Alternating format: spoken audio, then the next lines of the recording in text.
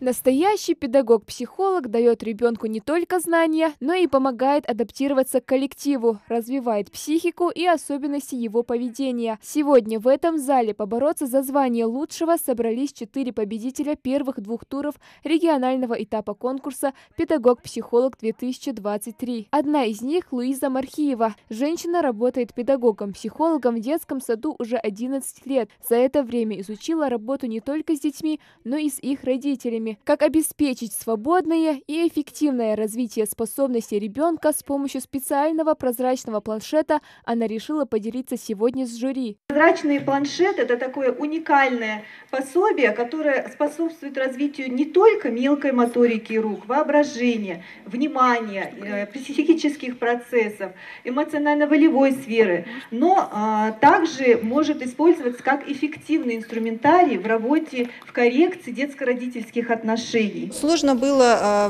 в ограниченности времени, быстро надо было собрать материал и представить это жюри.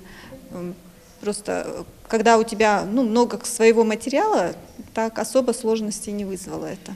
За 15 минут они должны представить свой проект жюри. Еще одна участница конкурса Замира Баркинхоева работает во 2-й школе Сунжи всего 3 года. Этого времени ей хватило, чтобы стать настоящим профессионалом своего дела. Женщина считает, самое главное для педагога-психолога – это умение помогать ребенку разрешить любую проблему. Сегодняшний конкурс стал для нее очередной возможностью не только продемонстрировать свои навыки, но и узнать для себя что-то новое.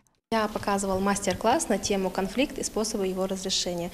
Ведь в нашей среде очень часто возникают конфликты, и помочь детям, помочь взрослым, педагогам, как устранять, как убрать эти конфликты, я показала некоторые техники и приемы. Сильные конкурсанты, я скажу, очень хорошие девочки, хорошо показали.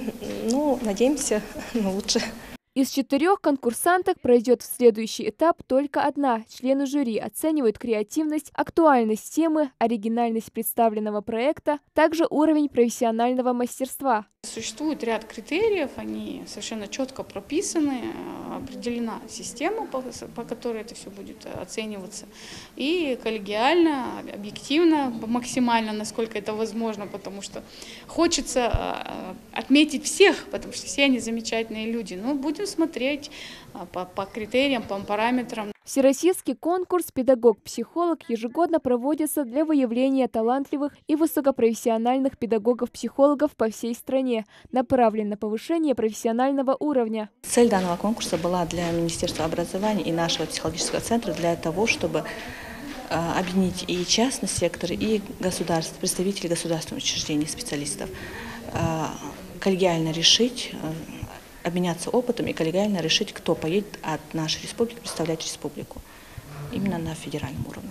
Итоги конкурса подведены. Заслуженное 1-е место досталось Луизе Мархиевой. Конкурс «Педагог-психолог-2023» проводится для реализации концепции развития психологической службы в системе общего образования и среднего профессионального в стране на период до 2025 года. Федеральный этап конкурса пройдет в Москве уже в конце сентября. Малика Измайлова, Джамалил Султыгов, Новости 24.